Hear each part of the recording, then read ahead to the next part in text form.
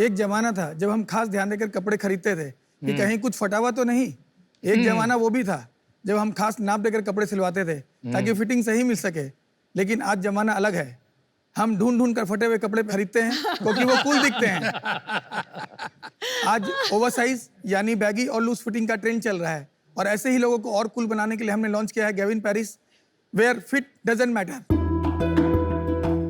नमस्ते साक्स, मैं किशोर जयराम का, मैं कोलकाता से हूँ। नमस्ते शाक्स, मैं हूँ आशुतोष रॉय।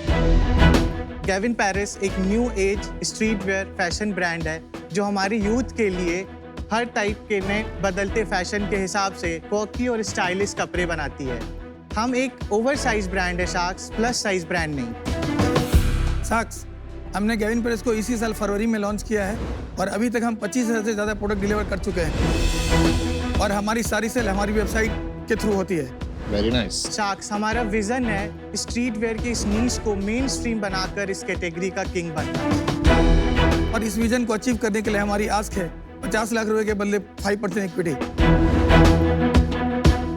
सो साक्स, आप कूल ट्रेंड मत करिए miss with Gavin Paris. Kishore, Ashutosh, welcome to Shark Tank India season 2। Thank you sir. इस एरिया में कैसे घुसे? साक्स, मेरी सिस्टर का गारमेंट्स का काम है, वो लेडीज वेयर मैन्युफैक्चरिंग करती है, तो वहाँ से मेरे को भी ये लगा कि मेरे को अपना एक ब्रांड बनाना चाहिए। ये तो अभी स्टार्ट किया, उससे पहले क्या करते थे? सर, मेरा बिजनेस बैकग्राउंड रहा है। किस चीज का बिजनेस? मेरा पैकेज ड्रिंकिंग वाटर का मैन्युफैक्चरिंग प्लांट है। और अभी वो बिजनेस चल रहा है, बंद हो गया? जी सर, चल रहा है। कौन चला रहा है वो बिजनेस? वो हमारा फैमिली बिजनेस है, मेरे छोटे भाई है वो देखते हैं। ये हमारा 15 साल पुराना बिजनेस है। आपकी एज क्या है? 40 ईयर्स। और आप एक दूसरे को कैसे जानते हैं और आपका क्या बैकग्राउंड है? मैं एक फैमिली फ्रेंड के थ्रू आशुतोष से मिला था। Is a CTO of our company. अच्छा, और आप क्या कर रहे थे इससे पहले? मैम मैंने बीटेक किया है और बीटेक के सेकेंड ईयर में ही मैंने अपना एक स्टार्टअप किया था आईटी का, टेक ओरायन, क्योंकि मेरे को थोड़ा स्टार गेजिंग का बहुत ज़्यादा शौक था। क्या उम्र है अभी आपकी? मेरी 26 ईयर्स। और उसके बाद मैं जैसे कंपनीज को टेक सपोर्ट देता था, मार्केटिंग, डिजिटल मार्केटिंग की बहुत सारी कंपनीज के साथ काम किया। बीइंग इन लुधियाना तो मैंने को कपड़ों का काफ़ी नॉलेज हो गया था, बहुत सारे ब्रांड्स के साथ थे। फिर उसके बाद मैं किशोर से मिला तो हमारा बहुत अच्छा बॉन्डिंग हो गया। अब थोड़ा बिजनेस पे आते हैं, तो आपके टी शर्ट्स में कब से देख रही हूँ, इसमें अलग क्या है? और सिर्फ टी शर्ट्स बेचते हैं कि वहाँ वो एक नाइट सूट जैसे क्या क्या बेचते हैं? हमारी बेसिकली 4 कैटेगरीज हैं। पहला ओवर साइज टी शर्ट्स है, over size drop shoulder T shirts. दूसरा प्रिंटेड शर्ट्स हैं। तीसरा कोऑर्ड सेट्स हैं एंड चौथा पोलो टी शर्ट्स हैं। ओके। ये आपका ब्रांड नेम गैविन पैरिस क्यों है? आजकल तो यंग लोगों को चाहिए कि इंडियन ब्रांड्स को प्रमोट करें, तो अब इस 2022 में आप गैविन पैरिस क्यों रखोगे? मैम, यंग लोगों को चाहिए कि इंडियन ब्रांड प्रमोट करे, बट उनका सपना होता है गुच्ची और अरमानी पहनने का। एस्पिरेशन रहता है। अब एक चीज बताओ, मेरे को ये आपके डिजाइन तो बहुत अच्छे लगे। कुछ आपके पास सैंपल वगैरह है जो हम देख सकते हैं? मैं दिखाता हूँ।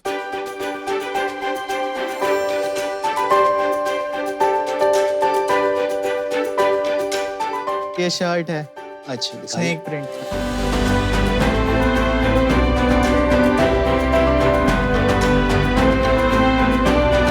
ये क्वालिटी तो अच्छी है। जी सर।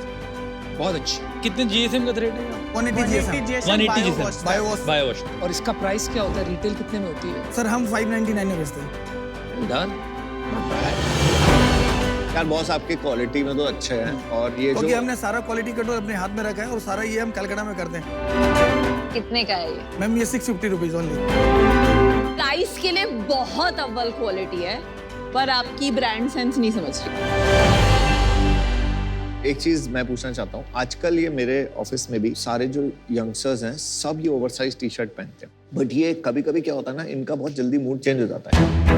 तो आप फैशन ट्रेंड्स कैसे ढूंढते हो? आपको कैसे पता लगता है क्या चल रहा है? हमने कुछ इंटर्न्स हायर किए हुए हैं जो कि फैशन इंडस्ट्री से आते हैं। वो देखते हैं कि क्या डिजाइन अच्छा है, क्या कॉकी है। मैं मानता हूँ कि अभी हम ओवर साइज में सबसे ज्यादा प्रोमिनेंट हैं, पर यही जरिया है कि हम यंगस्टर तक पहुँच के दूसरे कैटेगरी को इन्फ्यूज कर सकते हैं।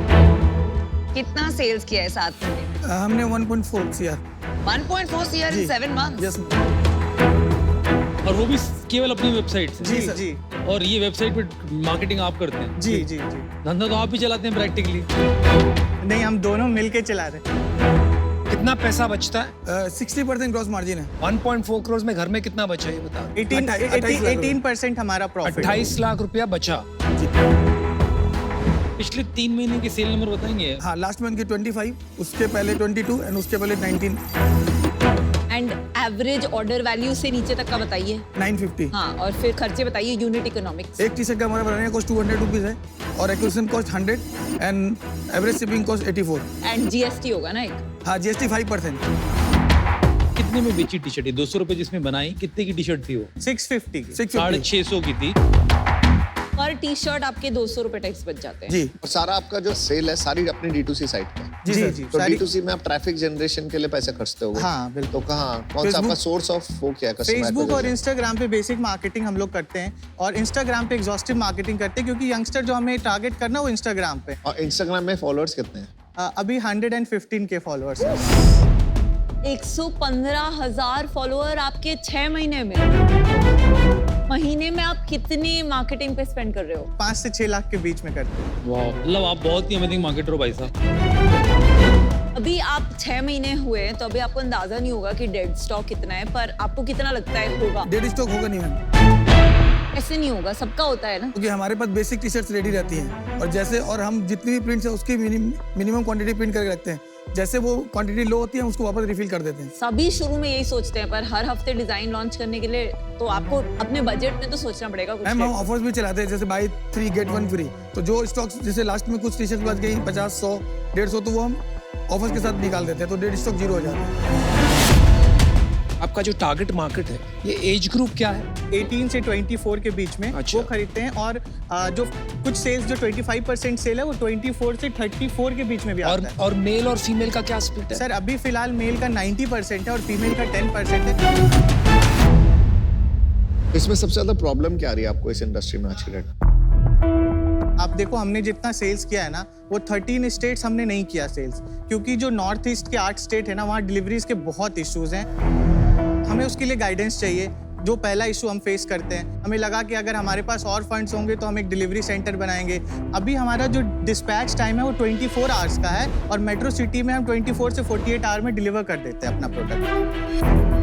इक्विटी कैसे स्प्लिट है आपकी? हमारी इक्विटी 100% मेरे पास में है। वही लगा कुछ मुझे। कमीशन मॉडल पे है, बट वही हम लगा। आगे चल के कंपनी रजिस्टर्ड करेंगे और फिर इक्विटी पे डिस्कस करेंगे।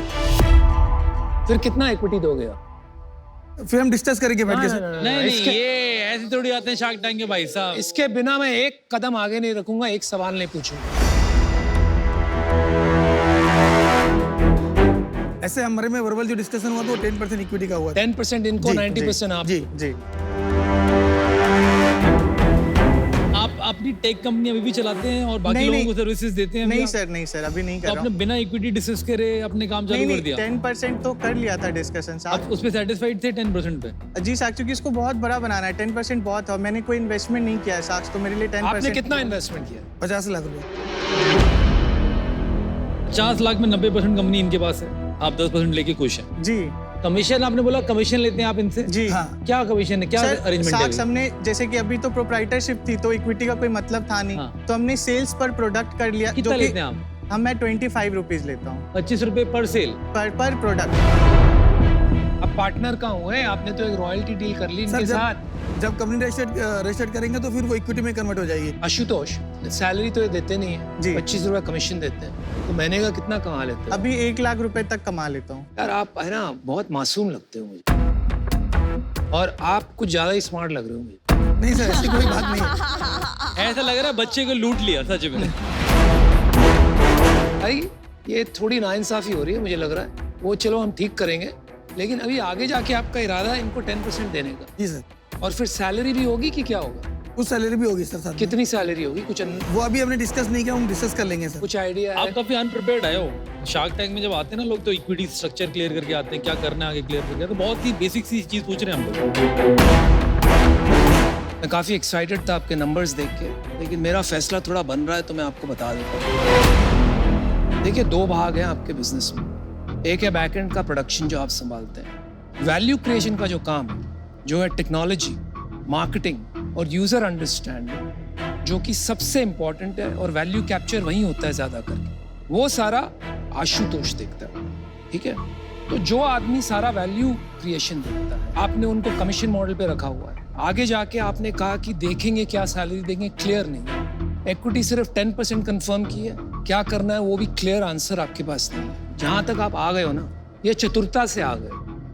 अगर बड़ा बिजनेस बनाना है तो उसमें लगती है सद्बुद्धि, क्लेवरनेस एंड विजडम। तो वो बात मुझे नहीं दिख रही है। जिस टाइप के आप डिसीजंस ले रहे हो, जवाब नहीं दे पा रहे हो, मेरे सिद्धांत के खिलाफ है। इसलिए मैं आज चाहूंगा, ये चाहूंगा कि आशुतोष आप थोड़ा बैठे, अपना हक जमाएं और stand up for yourself, demand what you deserve. Good luck. ये बहुत ही क्लटर्ड मार्केट है, तो आई डोंट थिंक कि बियॉन्ड अ पॉइंट ये स्केल कर पाएगा, क्योंकि इतना बड़ा कोई यूएसपी भी नहीं है आपके पास। And for that reason I am out. आपको लगता है कि ये सही फेयर है इनके साथ 90 और 10 का स्प्लिट? साक्ष, अगर आपको लगता है गलत है तो हम इसको रीस्ट्रक्चर करने के आपको क्या तैयार लगता है? मुझे क्या लगता है उससे फर्क नहीं पड़ता। Will make it 20। सारा जवाब तो ये दे रहे हैं आपके बिजनेस का। आप समझ रहे हो, सारा बिजनेस जिस दिन ये हट गया ना, आपका बिजनेस जीरो हो जाएगा। आपको पता है ये बात? साक्ष, ऐसा मैं नहीं बोल सकता। धंधा कहाँ से आएगा बिना मार्केटिंग के, डिजिटल मार्केटिंग के, बिना टेक्नोलॉजी के? कैसे, कहाँ बेचोगे आप? देखिए, मैं इस डील से बाहर होना चाहूंगा, क्योंकि मेरे को लग ही नहीं रहा कि आपका माइंडसेट उस जगह है जहां पर आप अपने को फाउंडर की इंपॉर्टेंस समझ पा रहे हो।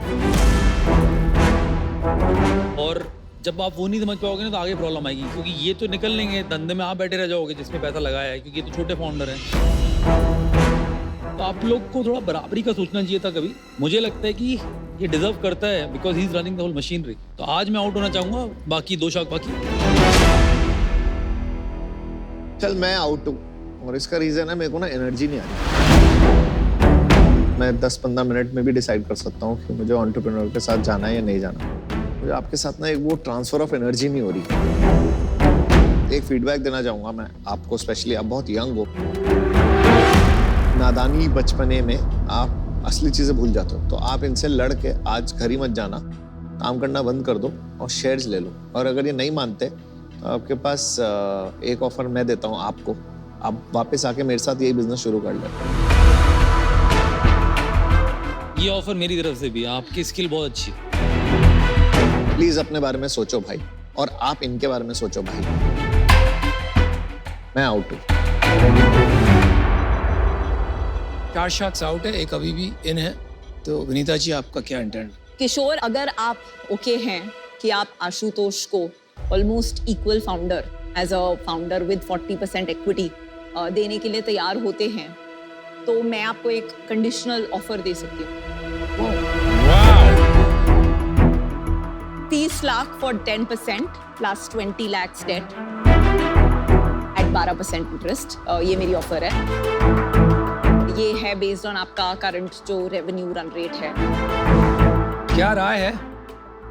एक मिनट डिस्कस कर लेते हैं। डिस्कशन क्या करना है, वो तो हाँ ही कहेंगे आपको इनसे डिसीजन। तो आप जाके सोच सकते हैं।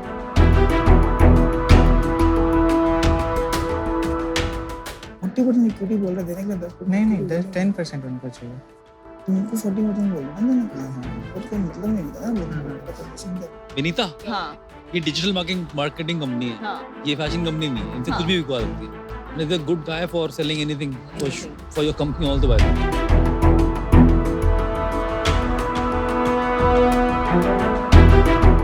Thank you sir for your time. साक्ष, आज के लिए हम आउट होना चाहेंगे। ठीक है भाई, वो तो साफ हो ही गया था। Good luck. चलो thank you so much. Bye. Ashutosh, आपको कभी कोई धंधा करना हो ना स्टार्ट, तो आप मेरे को कांटेक्ट करना, मैं फंड करूँ। नहीं, और अगर ये अच्छी डील ना दे, तो मेरे पास आ जाना। नहीं, ये बात सही नहीं है। आप ये सब इग्नोर करो, पर अपनी राइट्स के लिए खड़े होना बहुत इंपॉर्टेंट होता है दोनों। थैंक यू सो मच साक्ष। Thank you. Thank you so much.